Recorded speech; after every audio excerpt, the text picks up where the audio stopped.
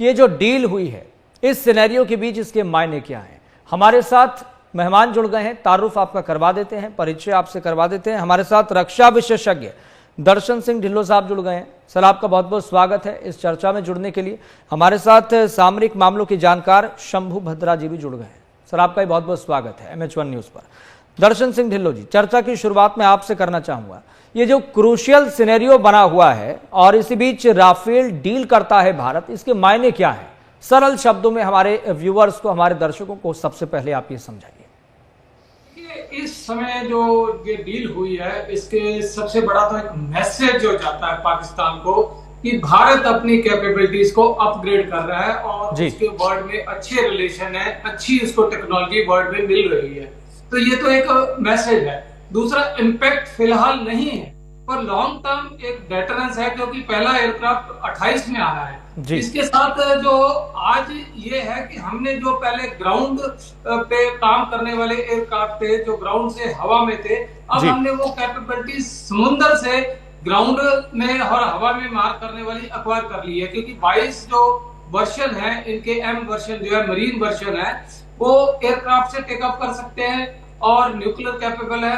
तो एक तरह से जो हमारी सरहद है समुद्र में, उसको भी सिक्योर कर लिया है। और जो उनके पोर्ट है जो पहले हमारी रेंज में नहीं आते थे फाइटर जेट्स के, अब वो, क्योंकि ये एयरक्राफ्ट अगर एयरक्राफ्ट कैरियर के ऊपर बेस होंगे तो एयरक्राफ्ट उनको काफी नजदीक ले जाएगा। पाकिस्तान के जैसे कराची पोर्ट है, तो एयरक्राफ्ट से कैरियर से उड़ान भर के वो नंबर ऑफ सॉर्टीज ज्यादा कर पाएंगे, ज्यादा रिएक्शन टाइम पाकिस्तान के पास कम होगा कि उनके बहुत नजदीक से टेक ऑफ करेंगे और वापस आ जाएंगे। तो एक बहुत बड़ी कैपेबिलिटी है राफेल की, जो मरीन वर्जन हमने लिए है, उसी को ध्यान में रखते हुए एक लॉन्ग टर्म जो स्ट्रेटेजी है हमारी वेपन को अपग्रेड करने की, वो है। और बहुत देर से उम्मीद थी, ये बात चल रही थी, क्योंकि ये अभी की बात नहीं है। भारत लगातार अपने हथियार साजो सामान को अपग्रेड कर रहा है और उसमें लेटेस्ट, क्योंकि हमारी जो फ्लीट है थोड़ी एयरक्राफ्ट की पुरानी हो चुकी है, तो लगातार उसको एक रिप्लेस करने का प्रोसेस चल रहा है। और ये दूसरी खेप बड़ी आ रही है। इसमें एक जो नई डायमेंशन जुड़ी है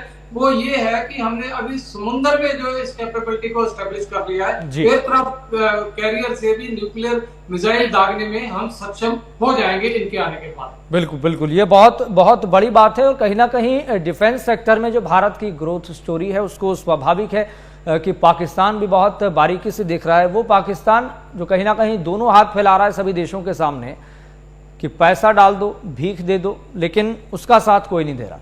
शंभू भद्रा साहब, ये डिफेंस डील संयोग है या प्रयोग है? नहीं, ना तो संयोग है ना ये प्रयोग है। ये तो भारत सरकार की प्लानिंग है जी। और ये पहले से प्लानिंग थी कि अभी जो INS विक्रांत है उस पे भारत की जो क्षमता है कि अभी MiG-29 से काम चल रहा था जी।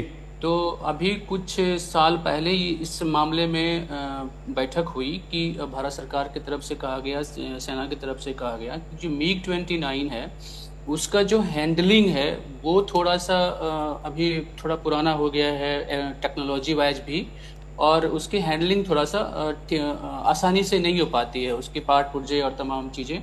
तो वहाँ पे एक रिप्लेसमेंट की ज़रूरत थी और भारत इसके लिए 2 देशों के विकल्प पे विचार किया था सरकार ने। एक तो अमेरिका के बोइंग 18 के बारे में बात की थी और फिर फ्रांस की जो अभी राफेल मरीन की बात हुई थी। तो पहले चूंकि फ्रांस के साथ भारत की एक तो डील हुई थी राफेल जेट को लेकर के, जिसमें कि उस समय भी 36 राफेल जेट भारत ने खरीदा था, उसकी आपूर्ति 2022 तक पूरी हो चुकी है। तो उसके बाद जब हम अपनी नौसेना के जो फ्लीट है हमारे INS विक्रांत और INS दूसरे हैं विक्रमादित्य हैं, तो विक्रांत पे जरूरत थी कि एक ऐसे लाइट वेट और प्लस हाईटेक जेट की जरूरत थी जो परमाणु हमला करने में भी सक्षम हो और जो पनडुब्बियां है, मतलब पानी के अंदर जो पनडुब्बियां हैं, खास करके चाइना के थ्रेट को आप देखेंगे तो भारत इस वक्त लाल सागर, अरब सागर, इन सब इलाके में काफी मजबूत है। तो वहां पे अपनी मजबूती को और बढ़ाने के लिए भारत को चाहिए था कि एक हाईटेक मिल जाए जेट। जी भद्रा साहब, उसमें क्योंकि चर्चा ये भी चल उसमें- रही है, क्या अभी आपको लगता है कि जो लेटेस्ट टेक्नोलॉजी है या फिर जो लेटेस्ट फाइटर जेट है वो राफेल से ऊपर है क्या किसी देश के पास? नहीं है, क्योंकि बोइंग 18 की बात हो रही थी, तो जब तुलना की गई, जो बोइंग 18 अमेरिका की है, जी। जब तुलना की गई तो उस तुलना के हिसाब से जो राफेल मरीन है वो ज़्यादा बेहतर है। तो यानी कि भारत ने जो बेस्ट टेक्नोलॉजी के साथ परचेज किया है, और ये मान लीजिए कि एक डील को फाइनल किया है, 2-3 साल में आपको मिल जाएगा। और जी। सरकार जो है अभी भारत को जरूरत 57 की है, जी। 57 में से 36 फ्रांस से मिल रहा है, बाकी जो अभी रेस्ट है उसके लिए और ऑप्शन पे बात होगी, या तो भारत में ही अपने जो फाइटर जेट है उस तरह की बनाने की बात होगी, या फिर किसी और कंट्री से रसिया से या जी। फिर अमेरिका से भारत इस तरह की डील कर सकता है जो रेस्ट बाकी है। लेकिन कुल मिला के ये है कि इसकी जो टाइमिंग है, इस डील को जो फाइनल करने की टाइमिंग है वो भी इम्पोर्टेंट है कि पाकिस्तान के साथ तनाव है, और उस तनाव की स्थिति में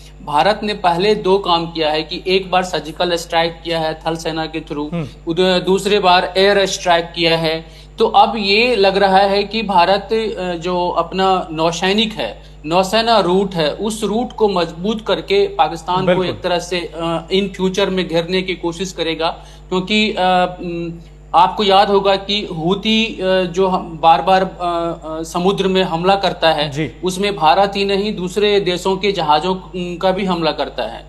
तो लाल सागर में पिछले 10 साल में इस वक्त भारत की रणनीति इतनी मजबूत हो चुकी है कि अमेरिका को भी सहारा की जरूरत पड़ती है तो भारतीय नौसैनिकों से मदद लेते हैं, खास करके समुद्री डकैती को रोकने में, अपने सामान को छुड़वाने में, तमाम तरह के। तो भारत की वहां पे काफी लीड बन चुकी है 10-12 साल का, 15 साल के एक्सपीरियंस से। चप्पे चप्पे पे भारत की चीजें हैं वहां पे नौसैनिक रूप से। तो ये राफेल एम आने से फायदा ये होगा कि भारत जल से हवा में प्लस पानी के नीचे कहीं भी एक तो वार करने में सक्षम होगा, एंटी मिसाइल शिप है, पनडुब्बी को उड़ाने में सक्षम होगा। और निश्चित रूप से चीन और पाकिस्तान जैसे जो राष्ट्र हैं जो भारत के लिए नुकसानदायक कभी कभी साबित हो जाते हैं, तो उनके लिए एक थ्रेट है कि उनकी अपनी सुरक्षा के लिए भारत उनको एक मैसेज देने की कोशिश कर रहा है कि हम रक्षा के तौर पे काफी स्ट्रांग है, और इस वक्त मतलब कि आगे चल के हम और स्ट्रांग रहेंगे। ठीक है।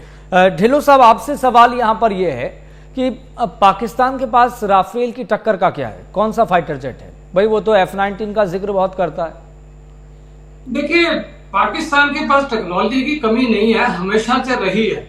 पाकिस्तान के पास बेस्ट टैंक भी रहे हैं, बेस्ट एयरक्राफ्ट भी रहे हैं, पर सिर्फ बेस्ट इक्विपमेंट होने से कुछ नहीं होता। तो आपके पास का जज्बा, टेक्निक और जो आपकी शक्ति है वो भी होनी चाहिए। हमारे पास जो पायलट्स हैं, जो फ्लीट है, जो ट्रेनिंग है हमारी, पाकिस्तान में वो कहीं मैच नहीं है। अभी देखिए कि हमारे एक मिग ने सर्जिकल स्ट्राइक के बाद एक F-16 को मार गिराया था, जबकि दोनों में टेक्नोलॉजी में जमीन आसमान का फर्क है। तो ये था एक जज्बा और ट्रेनिंग, जिससे हम बड़ी टेक्नोलॉजी को भी डिफीट कर सकते हैं। यही चीज 71 वॉर में थी, उनके पास साइबर जेट थे, पर बांग्लादेश में 4-5 दिन के बाद में उनकी एयरफोर्स नजर नहीं आई। उनके पास पैटर्न टैंक थे, और असल उत्तर में हमारे टैंकों ने, T-55 ने जो पैटर्न टैंक थे उनका पैटर्न्स का ग्रेव यार्ड बना दिया था, जिसको अमेरिका ने भी बाद में स्टडी किया था कि पैटर्न टैंक इतनी बुरी तरह फेल क्यों हुआ। तो ये है कि हमारी जो ट्रेनिंग है, हमारी जो आर्मी की कोहेसिवनेस है, एक दूसरे के साथ कोऑर्डिनेशन है, इन्फेंट्री की आर्मर्ड के साथ, आर्मर्ड की एयरफोर्स के साथ, तो वो बहुत अच्छी है। तो वैसे तो अभी टेक्नोलॉजी जो ज्यादा उनके पास थी, पहले पाकिस्तान के पास हुआ करती थी, वो अमेरिकन थी, पर अभी अमेरिका ने उनको भीख देना बंद कर दिया। तो ज्यादा से ज्यादा उनके पास जो चाइनीज चीजें आ रही हैं, चाइनीज चीजें टेक्नोलॉजी में उतनी सुपीरियर नहीं है, उतनी स्टेबल नहीं है। लेकिन ढिल्लों साहब, ऐसा कुछ है क्या कि मतलब जो पाकिस्तान के पास जो वेपन्स है, जो हथियार है, उसमें अमेरिका ने जो बहुत लंबे समय तक जो सहयोग किया डायरेक्टली इनडायरेक्टली, वो अभी जो फिलहाल वर्तमान स्थिति है, क्या वो हथियार, वो वेपन्स वो अमेरिका के दिए हुए हैं पाकिस्तान को? बिल्कुल, अभी पाकिस्तान के पास ये सिचुएशन है, बहुत सारे F-16 के स्पेयर्स नहीं है, वो ग्राउंडेड है। हाँ, ये तो फैक्ट है। अब वो इसीलिए चाइना की तरफ बढ़ रहे हैं, चाइना के जेट लाने की कोशिश कर रहे हैं, तो चाइना के जेट से भारत का कोई मुकाबला नहीं है, राफेल है और दूसरे एयरक्राफ्ट भी है, तो ऐसी कोई बात नहीं है कि हम उनसे इंफीरियर है। तो हो सकता है एक एयरक्राफ्ट में थोड़ा बहुत फर्क हो, पर हम लगातार जो हमारे पास पुरानी फ्लीट है उसको भी अपग्रेड कर रहे हैं। सारे हमारे मिग्स भी अपग्रेड हुए हैं, मिराज भी हुए हैं, सारे एयरक्राफ्ट मिग 29 को भी अपग्रेड किया है। तो नए नए वर्जन इसमें आते रहते हैं, टेक्नोलॉजी लगातार अपग्रेड होती है। ये नहीं है कि 10 साल पहले खरीदा वो 10 साल वाली टेक्नोलॉजी है, तो हम लगातार उनको वर्ल्ड क्लास बना के रखते हैं। लेकिन जैसा कि आपने जिक्र किया F-16 का, F-16 वर्सेस राफेल की अगर हम बात करें तो आगे कौन है टेक्नोलॉजी के मामले में या फिर सुविधाओं से लैस मामले में? F-16 से बहुत ज्यादा आगे है राफेल जी। F-16 बहुत पुराना मॉडल है। पहली बात है कि यूएस से कभी भी जो लेटेस्ट मॉडल है वो बाहर एक्सपोर्ट नहीं करता है। जो उनके ऑब्सोल्यूट मॉडल हो जाते हैं, जो उनके काम के नहीं रहते हैं, सिर्फ वही मॉडल उन्होंने एक्सपोर्ट करके ऐसी थर्ड वर्ल्ड कंट्री को दिए जाते हैं, जिसमें पाकिस्तान एक है। जी, लेकिन इसमें एक चीज की जी भद्रा जी अपनी बात रखिए। यहाँ पे जोड़ना ये चाहता हूँ कि सही बात है कि जो अमेरिका के साथ भारत की कई बार डिफेंस डील जो फाइनल नहीं हो पाती है, वो इसलिए कि अमेरिका की जो हाईटेक इक्विपमेंट है या वेपन्स हैं या मिसाइल है, कुछ भी है, उस पे वो विद टेक्नोलॉजी बात नहीं करते। बिल्कुल, कि मतलब ठीक है, इसीलिए नहीं हो पाती है। और पुराने मॉडल जो अपडेटेड नहीं है वो मॉडल बेचने की कोशिश करते हैं। जबकि रूस के साथ या फ्रांस के साथ ऐसी बात नहीं होती है, या इजराइल के साथ ये बात नहीं होती है। एक तो लेटेस्ट टेक्नोलॉजी आपको देने को तैयार होते हैं वो, उसके बाद आपके लेटेस्ट मॉडल के साथ उसकी टेक्नोलॉजी भी शेयर करने के लिए तैयार होती है कि अगर भारत की जरूरत के हिसाब से उसमें क्या क्या चेंजेस जरूरी है, या भारत फिर क्या क्या भारत को चाहिए। तो ये चीज जब उनको कहा जाता है तो वो करके देते हैं। तो वो चीज जैसे अभी राफेल मरीन की बात करेंगे तो जो भारत के लिए जो बन रहा है उसमें भारत की जरूरत के हिसाब से बन रहा है। अमेरिका यहाँ पीछे हो जाता है इन सब चीजों को लेके। इसमें अमेरिका का माइंडसेट आपके हिसाब से क्या रहता है कि उसका डोमिनेंस बरकरार रहे डायरेक्टली इनडायरेक्टली?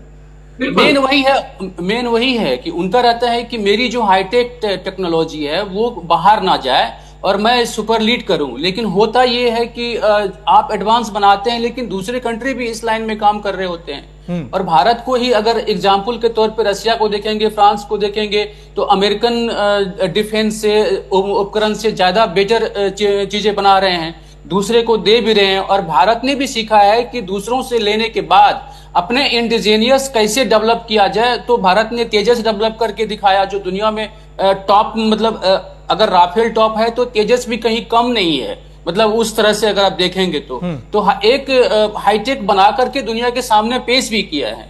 तो कहने का सेंस कि अमेरिका जो है वो अपनी सुपरमेसी के चक्कर में रहता है, और इसीलिए पाकिस्तान से अगर कोई डील होती है या कुछ होता है तो भारत को उतना कोई खतरा या उतनी कोई बात नहीं लगती है।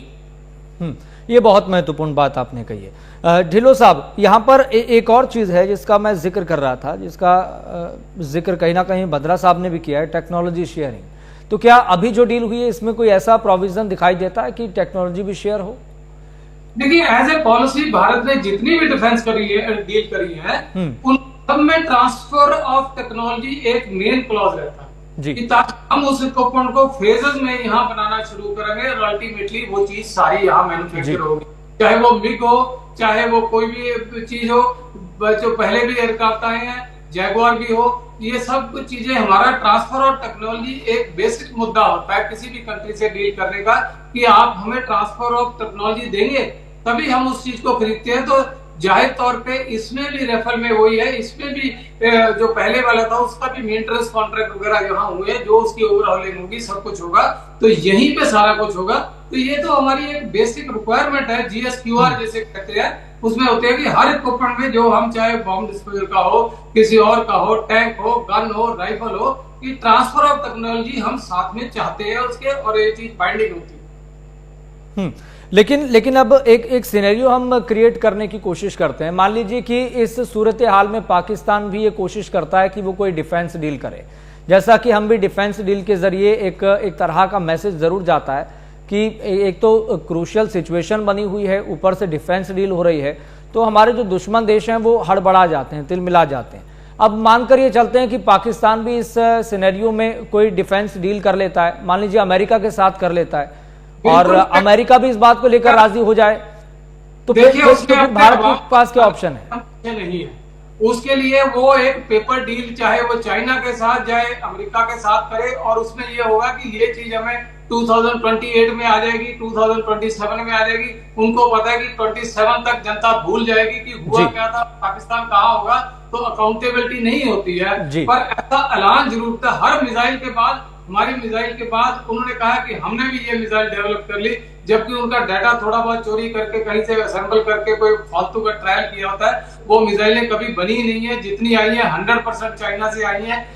यहाँ पे भी वही है कि सिर्फ अपने अवाम को दिखाने के लिए एक मॉडल दिखाए जाएंगे, एक डील दिखाई जाएगी, इस कंट्री से आएगा, ये आएगा, वो आएगा, और उसकी स्लाइडें दिखाई जाएगी। एक्चुअल में पाकिस्तान ऐसा कोई भी इक्विपमेंट लेटेस्ट हाईटेक खरीदने की पोजीशन में है ही नहीं। पैसा उनके पास है नहीं है, जो ऑलरेडी इक्विपमेंट है उसके स्पेस के लिए नहीं है, तो ऐसा कुछ नहीं होगा। पर जरूर एक डील जरूर करी जाएगी अपने अवाम को दिखाने के लिए। अच्छा, ठीक है, ठीक है। भद्रा साहब, पाकिस्तान की क्या कोई इस पूरे सिनेरियो को देखे कि क्या कोई हैसियत नजर आती है कि वो अपने दम पर कोई डिफेंस डील कर ले? आई थिंक ऐसा नहीं है।